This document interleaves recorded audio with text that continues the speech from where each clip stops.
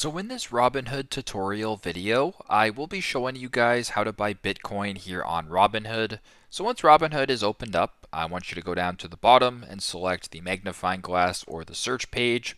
Once you're on the Explore page right here, if you want to find Bitcoin, where it says trending list, you can scroll down. The simplest way is to either go to market cap right here or volume, because Bitcoin at this moment of time has both. So you can go ahead and do it this way, select Bitcoin, and then you can go on the page like this. You can also go to the top here to where it says search name or symbol.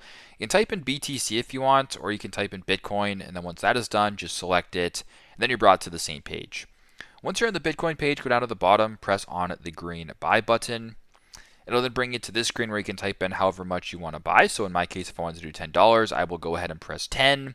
And then it'll show you the amount, the cost, the fees, the total cost. And if this looks good, you can go to the bottom, press swipe up to submit, do submit the order that way. So pretty simple, pretty straightforward. That is how to buy Bitcoin here on Robinhood. Thanks again for watching and hope this helps.